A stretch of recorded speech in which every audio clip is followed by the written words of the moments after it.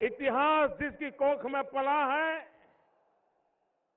ऐसी जौनपुर की धरती को मेरा नमन, यहां के वीरों को मेरा नमन, यहां के नौजवानों को नमन, यहां की माताओं बहनों को मेरा नमन। भाइयों बहनों,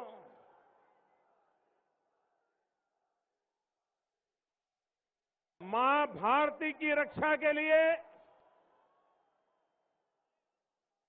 जब भी बलिदान देने का अवसर आया, आज भी आतंकवादियों से लड़ते लड़ते, दुश्मनों से लड़ते लड़ते शहीद होने वालों में हमारे जौनपुर के नौजवान अग्रिम पंक्ति में होते हैं। ऐसे वीरों को, वीरों की इस धरती को आज मुझे प्रणाम करने का अवसर मिला है।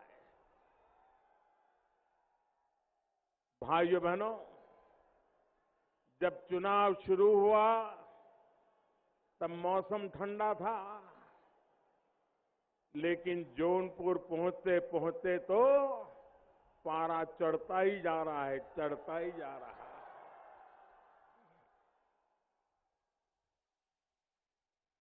और ऐसी गर्मी में भी मैं ये जनसागर देख रहा हूं, चारों तरफ लोग ही लोग नजर आ रहे हैं। आप इतनी बड़ी मात्रा में आशीर्वाद देने के लिए आए, मैं आपका बहुत बहुत आभारी हूं।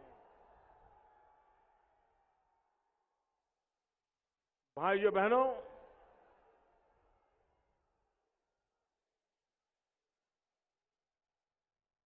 हमारे देश का ये दुर्भाग्य रहा है कि सत्ता के स्वार्थ में डूबे हुए लोग विरोधवाद की ही राजनीति करने के आदी लोग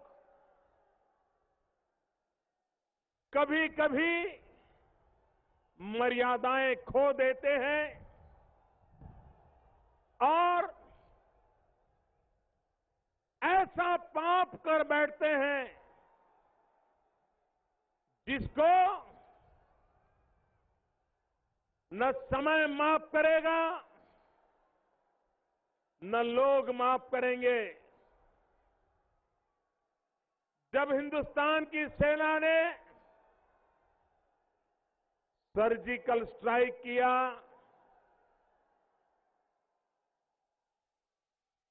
सीमा पार उस और जाकर के हमारी फौज ने दुश्मनों के छक्के छुड़ा दिए।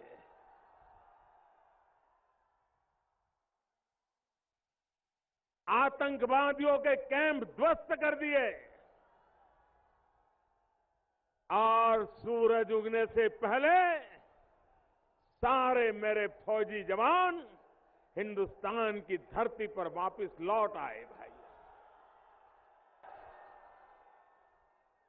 ये फौज का कितना बड़ा पराक्रम था, कितना बड़ा साहसपूर्ण काम था और कितनी बारीकी से प्लान किया हुआ काम था। आज पूरे विश्व में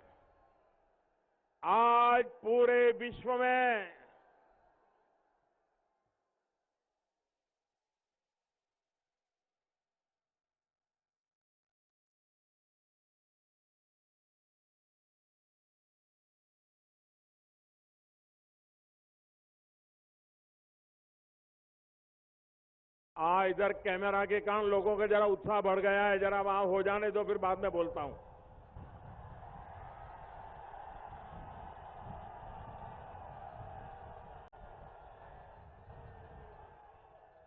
हो गया? आप लोगों का उत्साह बराबर हो गया? बोलना शुरू करो, शुरू करो।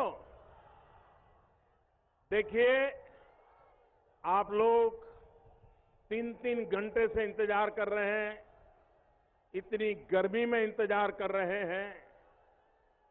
भाइयों बहनों, मैं जानता हूं आपका प्यार मेरे सर आंखों पर है।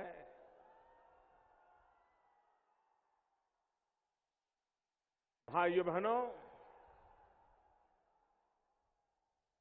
फौज के जवान सर्जिकल स्ट्राइक करके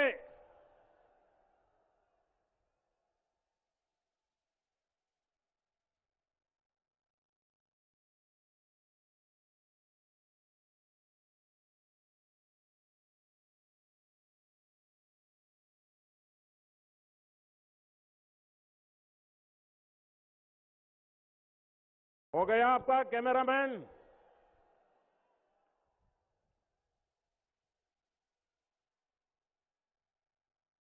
भाइयों बहनों, सर्जिकल स्ट्राइक दुनिया के देश के लोग भारत के फौज ने जो पराक्रम किया उसका अभी भी अध्ययन कर रहे हैं कि कौन सी ताकत है। भाइयों बहनों, लेकिन देश का दुर्भाग्य है कि राजनीतिक स्वार्थ में डूबे हुए कुछ लोग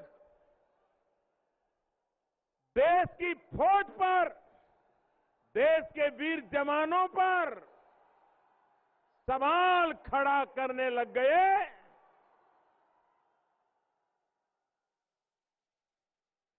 सवाल या निशान खड़ा करने लग गए। क्या सर्जिकल स्ट्राइक हुआ था क्या?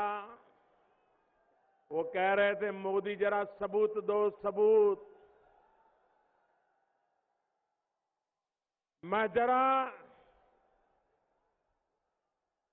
राजनीति के स्वार्थ में डूबे हुए दलों से, उनके नेताओं से कहता हूं, जरा जौनपुर जाइए, उन वीर शहीदों की माताओं को पूछिए, उनके परिवारजनों को पूछिए कि फौज बलिदान कैसे देती है।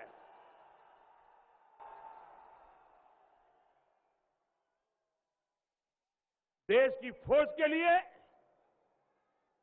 इस प्रकार के सवाल या निशान लगाते हो अपने निजी स्वार्थ के लिए। भाइयों बहनों, इनके लिए देश की सुरक्षा, भाइयों बहनों, अब आगे आने की कोई संभावना नहीं है। अगर आप शांत रहोगे तो मैं बोल पाऊंगा।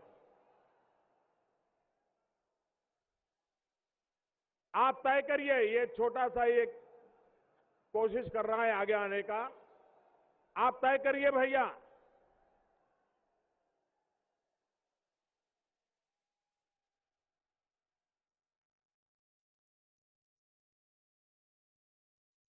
भारत माता की। मैं बोलना शुरू करूं भाई? आप लोग शांत रहेंगे? देखिए, आपका प्यार मेरे सर आंखों पर है भाई।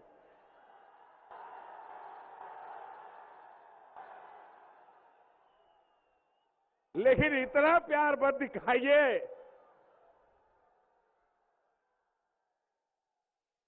बोलना शुरू करो। ये वाले इजाजत देंगे तो बोलूंगा।